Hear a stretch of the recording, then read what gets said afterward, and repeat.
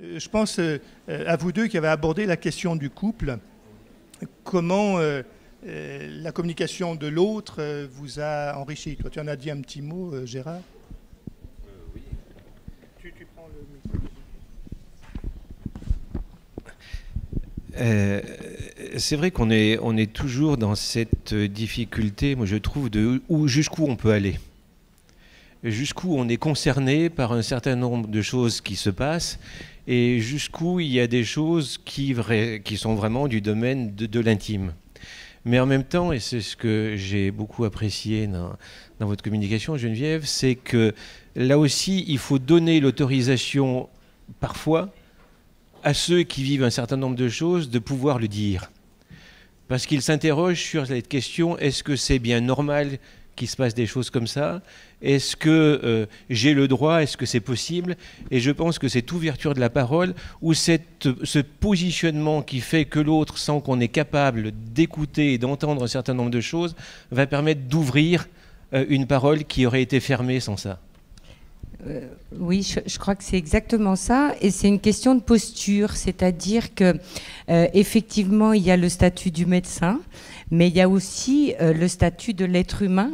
Je crois qu'au-delà de sa capacité à faire des diagnostics, le professionnel de santé est aussi un être humain qui ressent des choses et qui vit des choses à la fois dans son couple, dans sa vie personnelle, et donc qui peut être en capacité d'entendre les choses qui se vivent en face. Et je crois que plus on aura cette capacité à faire table rase de nos certitudes pour laisser toute la place à l'autre, de nous raconter des choses, de nous dire des choses s'il en a envie, plus ça va être possible et libérateur pour le malade. Je vais dire aussi, et je l'ai un petit peu dit dans cette histoire de cette fille qui m'a vraiment appelée à la consultation avec un papa qui se touchait et qui se déshabillait tous les soirs en me disant c'est depuis qu'il a des médicaments, ça va pas du tout, enfin bon. Donc j'ai proposé de recevoir le papa et la maman, enfin de recevoir ses parents. Je n'ai pas osé lui dire que elle n'était pas la bienvenue à la consultation, donc j'ai laissé comme ça. Et donc ça met en lumière la compétence des familles et la compétence de la maman qui lui a dit « tu ne viens pas, c'est mon affaire ». Avec Madame Demours. Enfin, et je crois que ce que je n'ai pas dit, c'est que la dame, à la fin de la consultation, m'a dit écoutez, je fais toujours des courriers aux médecins généralistes parce que ça a beaucoup de sens, et elle me dit si ça vous ennuie pas, docteur, vous écrivez pas à mon médecin et vous en parlez pas à mes enfants. Et le conjoint à côté opinait en disant non, c'est notre histoire, mais ils ont pu trouver cet espace transitionnel, et en fait, je pense que par le comportement qu'avait le vieux monsieur, il a pu laisser voir à son épouse que son désir amoureux était toujours là. Et si vous aviez vu cette dame, elle me dit « Vous inquiétez pas, docteur, j'ai fait ce qu'il fallait ».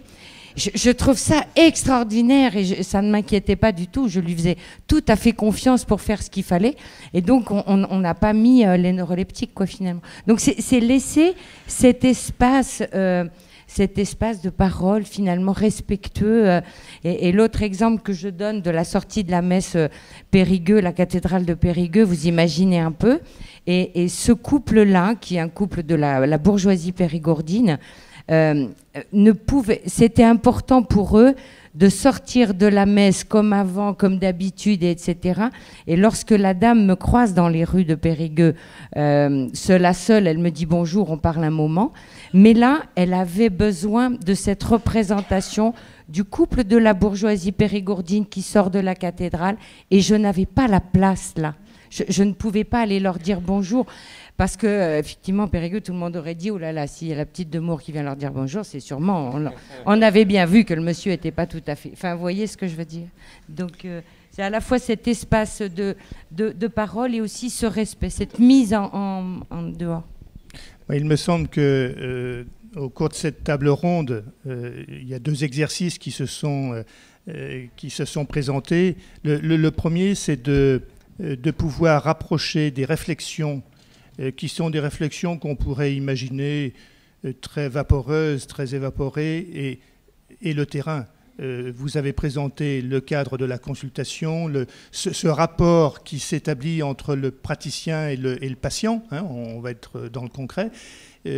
Malgré tout, il y a une autre dimension qui habite ces savoir-faire professionnels. Je reviens sur les recommandations, j'ai une petite dent contre les recommandations, vous ne m'en voudrez pas. Mais ça me semble être quelque chose de fondamental, de pouvoir articuler des pratiques, du concret, parce qu'on y est tenu, et par ailleurs, c'est ce niveau de réflexion. Mais on a aussi oui, pardon. On a aussi besoin des recommandations pour Bien mieux sûr. pouvoir en sortir de temps en temps. S'il n'y en avait pas du tout, je pense qu'on ne pourrait pas travailler. Donc on en a besoin pour mieux pouvoir de temps en temps les transgresser. Comme je dis souvent, les recommandations, il faut pouvoir justement les avoir suffisamment intégrées. Et la difficulté, c'est quand elles sont affichées sur les murs et qu'elles ne sont que affichées sur les murs. Hein. Voilà. Mais je voudrais juste renvoyer justement vis-à-vis de ce que vous avez évoqué aussi, et qui me paraît un point essentiel, c'est que c'est vrai que nous sommes formatés à avoir du déficit.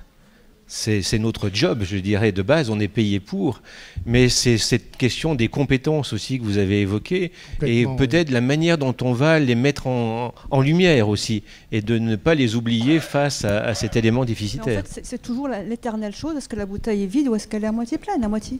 Et donc on peut très bien partir du même résultat et le présenter différemment, avec en même temps des conséquences pratiques identiques dans un diagnostic, bien sûr.